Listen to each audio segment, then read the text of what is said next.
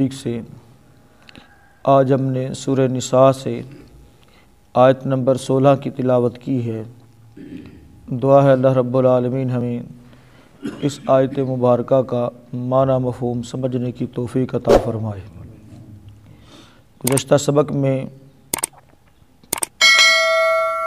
بدکاری، بدفعلی، زناکاری اس کی ابتدائی سزا کا بیان ہوا ہے اور اس کی حتمی سزا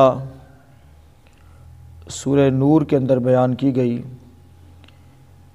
الزانیۃ والزانی فاجلدوا کل واحد منہما 100 جلدہ کہ بدکار مرد اور بدکار عورت ان دونوں کے لیے 100 کوڑوں کی سزا مقرر کی گئی۔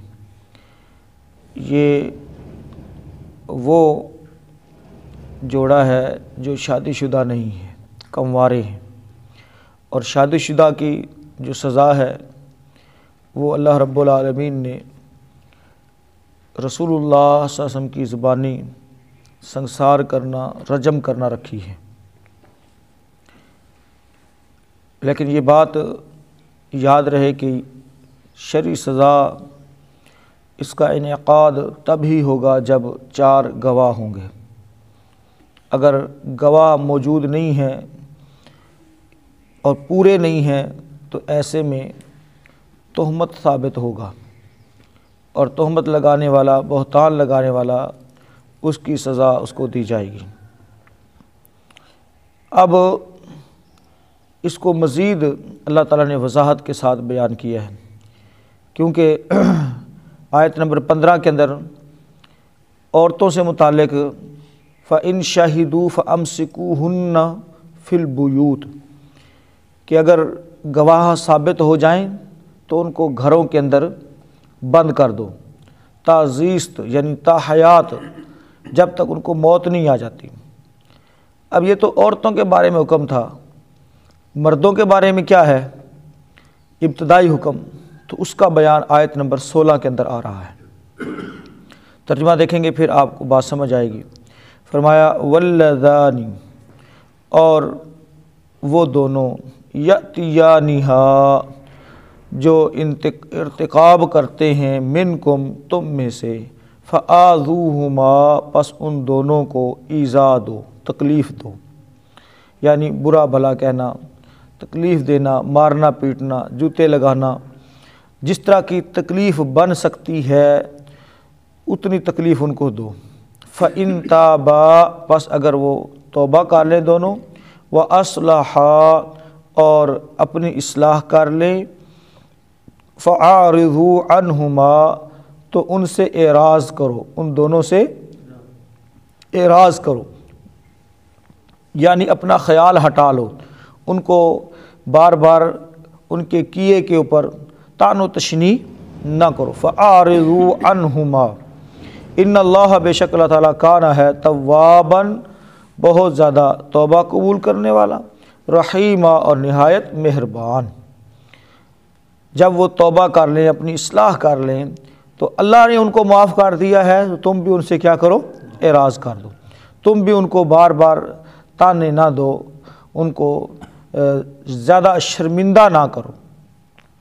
ترجمہ دوبارہ سے دیکھیں، واللذان یأتیانہا اور وہ دونوں جو تم میں سے آئیں، ارتکاب کریں، منکم تم میں سے، فآذوہما سو تم ان دونوں کو ایذا دو، فإن تابا پس اگر وہ توبہ کر لیں، وأصلحا اور اصلاح کر لیں، فأعرضوا عنہما تو ان سے خیال ہٹا لو، اعراض کرو ان سے، ان اللہ بے شک اللہ تعالیٰ کانا ہمیشہ سے ہے تواباً بے حد توبہ قبول کرنے والا، رحیمہ اور بہت زیادہ رحم کرنے والا، نہایت مہربان۔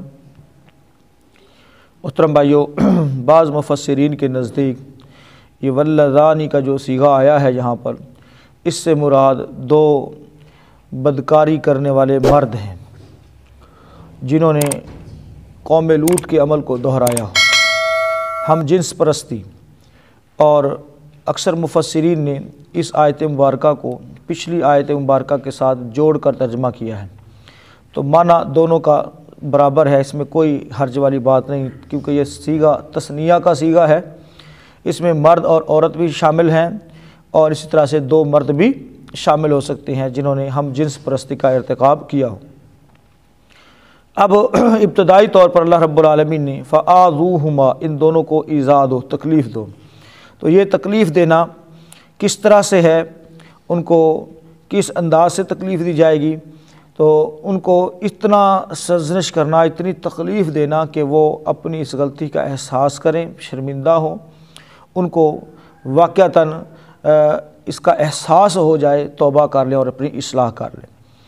اور دوسرا اس کا جو ابن عباس رضی اللہ تعالیٰ عنہ اور دیگر ابن ماجہ کے اندر اور ترمذی شریف میں واللذانی کے متعلق، یعنی کہ 2 مرد جنہوں نے قوم لوط والا عمل کیا ہو کہ یہ ان کے متعلق ہے، تو اللہ کے رسول صلی اللہ علیہ وسلم کا یہ فرمان کہ فَقْتُلُوا الْفَاعِلَ وَالْمَفْعُولَ، کہ فاعل اور مفعول یعنی دونوں کو قتل کر دو، دونوں کو کیا کر دو؟ قتل کر دو۔ یہ حدیث اگرچہ تھوڑی کمزور ہے، لیکن سزا کے طور پر، کیونکہ ائمہ کرام نے اس کے اوپر بہت زیادہ بحث کی ہے کہ 2 شخص جنہوں نے ہم جنس پرستی کا ارتکاب کیا ہو، یعنی جنہوں نے قوم لوط والا عمل کیا ہو، تو ان کے لیے سزا یہ ہے کہ ان کو دونوں کو قتل کر دیا جائے، دونوں کو قتل کر دیا جائے۔ امام شافعی علیہ رحمہ تو بلکہ سنسار کرنے کا حکم دیتے ہیں۔ کس کا حکم دیتے ہیں؟ سنسار کرنے کا، کہ ان کو پتھر مار مار کر مارا جائے۔ بہرحال امام شافعی علیہ رحمہ کے اور دیگر کچھ علماء کا یہ موقف بھی ہے کہ اگر ان میں سے کوئی شادی شدہ ہے تو پھر اس کے لیے سنسار کی اور دوسرے کو کوڑے مارنے کی سزا بھی دی جا سکتی ہے۔ تو محترم بھائیو، اصل چیز اس کے اندر یہ ہے کہ یہ جو عمل ہے انتہائی کہہ لیں کہ قباحت والا عمل ہے اور فطرت کے بالکل خلاف ہے۔ رسول اللہ صلی اللہ علیہ وسلم نے آپ نے بڑی صاف ستھری جو تعلیم دی ہے، یہ بالکل اس کے برعکس ہے، فطرت کے عین خلاف ہے۔ یہاں تک کہ اللہ رب العالمین نے جو مرد عورت ہے، یعنی خاوند اور بیوی ہے، اس کے لیے بھی اس راستے کو جائز قرار دیا ہے جو فطرت کے عین مطابق ہے۔ جو غیر فطری ہے وہاں اگرچہ وہ دونوں میاں بیوی ہیں، لیکن غیر فطری راستہ وہاں پر اس کے اوپر بھی کیا ہے؟ پابندی ہے۔ رسول اللہ صلی اللہ علیہ وسلم نے ایسے شخص کو لعنتی قرار دیا ہے کہ جو یہ فعل کرتا ہے۔ اور اسی طرح سے محترم بھائیو، اگر یہ ہم جنس پرستی یا اس غیر فطری عمل کا نشانہ کوئی اور ہو، بیوی کے علاوہ وہ مرد ہو یا عورت ہو، تو وہ تو اور زیادہ گمبھیر اور قبیح ہو جائے گا۔ تو پیارے پیغمبر جناب محمد رسول اللہ صلی اللہ علیہ وسلم سے یہ الفاظ کہ فَقْتُلُوا الْفَاعِلَ وَالْمَفْعُولَ، کہ فاعل اور مفعول کو قتل کر دو، یہ سند کے اعتبار سے اگرچہ درست نہیں ہے، لیکن محترم بھائیو ہونا اسی طرح سے چاہیے، ہاں جی، اسی طرح کا رویہ اختیار کرنا چاہیے، کیونکہ یہ جو عمل ہے فاعل اور مفعول اور 2 ہم جنس پرستی کا، یہ انتہائی قبیح، اور جس دور کے اندر اس کو رواج دیا گیا اس دور کے لوگوں پر اللہ رب العالمین کی طرف سے پتھروں کی بارش ہوئی ہے۔ اندازہ کریں، پتھروں کی بارش ہوئی ہے۔ اللہ کے نبی صلی اللہ علیہ وسلم نے اس قوم کے حالات کی طرف اشارہ کیا۔ اللہ رب العالمین نے قرآن مجید میں بار بار اس قوم کا ذکر فرمایا کہ اس بستی کو، یعنی جن کو لوط علیہ السلام نے روکا تھا اس عمل سے، اس بستی کے اوپر جب عذاب آیا تو اللہ رب العالمین نے اس بستی کو، فرشتوں کو حکم دیا کہ اس کو اٹھا کر لے جاؤ اور اوپر سے نیچے پھینکو اور اوپر سے کھنگریلے پتھروں کی بارش کی جائے، یعنی اللہ کی ناراضی کا یہ عالم ہے۔ تو آج اللہ تعالیٰ معاف فرمائے، جدید دور کے اندر جس میں ہم بیٹھے ہیں، یہاں تو قانون پاس ہو رہے ہیں۔ پہلی قومیں، میں اکثر کہتا ہوں، پہلی قومیں ایک ایک عمل کی وجہ سے برباد ہوئی۔ کوئی ایک نافرمانی ان کے اندر زیادہ شدت اختیار کر گئی، اس کی وجہ سے کیا ہو گئی؟ برباد ہو گئیں۔ شعیب علیہ السلام کی قوم کو دیکھ لیں، ناپ تول کے اندر کمی کرتی تھی۔ لوط علیہ السلام کی قوم اس برے عمل کے اندر مبتلا تھی۔ دیگر اقوام، یعنی وہ کوئی ایک عمل ان کے اندر شدت کے ساتھ تھا جس کی وجہ سے اللہ تعالیٰ نے ان کو تباہ و برباد کر دیا۔ لیکن ہم اس وقت کے جو لوگ ہیں محترم بھائیو، ہر قسم کی برائی بڑے عروج پر ہے، ہر قسم کی برائی، وہ ساری برائیاں جو کسی قوم کے ساتھ خاص تھی، وہ ساری کی ساری برائیاں ہمارے اندر در آئی۔ ہمارے اندر آ پڑی ہیں، اور پھر ہم امید لگائے بیٹھے ہیں جناب رحمت کی، امید لگائے بیٹھے ہیں جنت کی، امید لگائے بیٹھے ہیں۔ محترم بھائیو، اس بات کو اچھی طریقے سے سمجھ لینا چاہیے کہ اللہ تعالیٰ ہمیں جو مہلت دے رہا ہے، انما نملی لہم لیزدادوا اثما، ہم نے مہلت ان کو اس لیے دی ہے تاکہ یہ گناہ کے اندر اور بڑھ جائیں، اور پھر اچانک اللہ رب العالمین کو پکڑ لے۔ تو بھائیو، اگر کسی کو مہلت مل رہی ہے تو اس کو اس بات سے ڈرنا چاہیے، اس بات کا خوف اپنے اندر رکھنا چاہیے کہ کہیں اللہ کی پکڑ نہ آ جائے۔ اور اللہ کی پکڑ کیا ہے؟ اللہ کی پکڑ یا اللہ کے جو عذاب ہیں یہ کوئی مذاق نہیں ہے۔ اللہ کی طرف سے جو عذاب آتے ہیں، اللہ کی طرف سے جو وارننگ دی جاتی ہے، یہ کوئی مذاق نہیں ہے۔ ان بطش ربک لشدید، بے شک تیرے رب کی پکڑ بڑی سخت ہے، تیرے رب کی پکڑ بڑی سخت ہے۔ اس پکڑ سے ڈرنا چاہیے اور ہر اس عمل سے پرہیز کرنا چاہیے۔ اور جو اس وقت صورتحال چل رہی ہے محترم بھائیو، مادر پدر آزاد معاشرے کی طرف ہم دھکیلے جا رہے ہیں، زبردستی دھکیلے جا رہے ہیں، اور میڈیا نے یہ کام بڑا آسان کر دیا ہے، یہ جو ڈیوائسز ہیں انہوں نے کام یہ آسان کر دیا ہے کہ ہم اس کی طرف کھنچے چلے جا رہے ہیں نہ چاہتے ہوئے بھی۔ اور اس وقت قانون پاس کیے جا رہے ہیں ہم جنس پرستی، جیسے یورپ میں ہے ایسے پاکستان کے اندر بھی کوششیں ہو رہی ہیں، اندر کھاتے کوششیں ہو رہی ہیں۔ اور یہ جو آپ دیکھتے ہیں کہ مارچ ہو رہے ہیں جناب، عورت مارچ ہے جناب، ہمارا جسم ہماری مرضی، یہ نعرے یہ سلوگن یہ کس چیز کے ہیں؟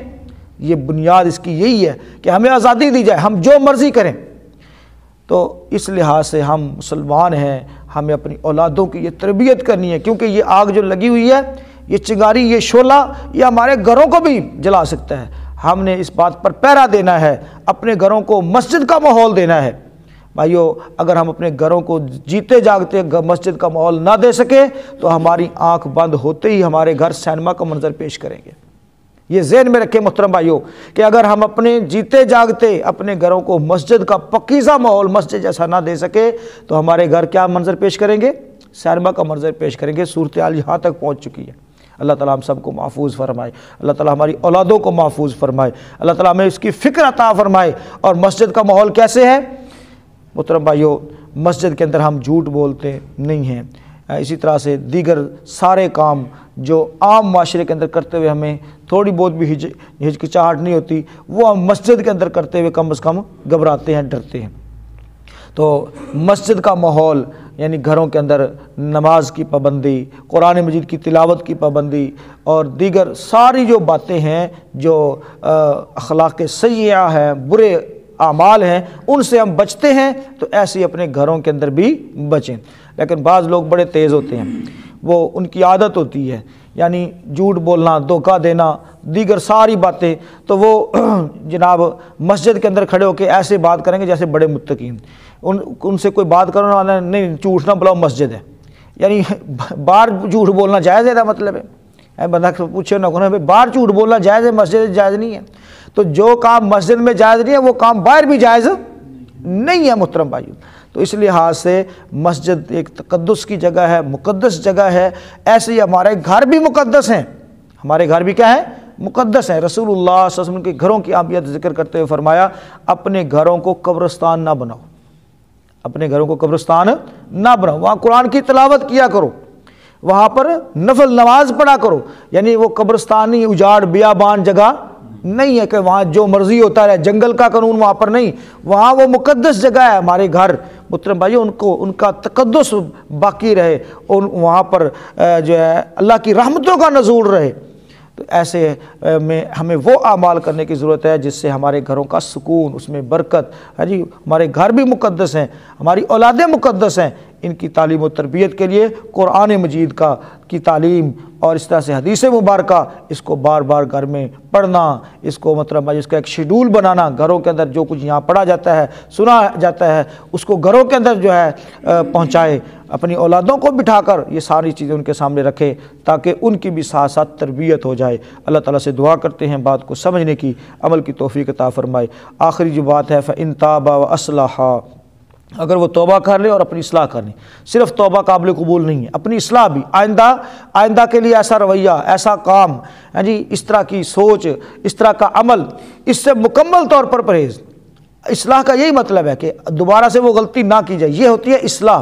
اور اگر بار بار اسی کو کرنا ہے، بار بار اسی کے اوپر قائم رہنا ہے، تو محترم بھائیو ایسی توبہ کی پھر توبہ کی، توبہ کر کے توڑ دی، تیری اس توبہ سے توبہ کر اٹھی، ایسی توبہ اللہ کو قبول نہیں۔ یہ انگلیوں کی توبہ، یہ تسبیحوں کی توبہ، یہ توبہ اس طرح کی توبہ جو ہے وہ قابل قبول نہیں۔ تو محترم بھائیو توبہ وہ جو سچی اور سچی ہو، اور اس کے اندر اصلاح کا پہلو اللہ رب العالمین نے ذکر کیا ہے کہ بعد میں اصلاح بھی کرنی ہے، جو غلطی ہو گئی اس غلطی کے بعد اتنی نیکی بھی کرنی ہے، اتنا بڑھ چڑھ کے نیکی کے کاموں میں حصہ لینا ہے، یہ ہے اصل اصلاح۔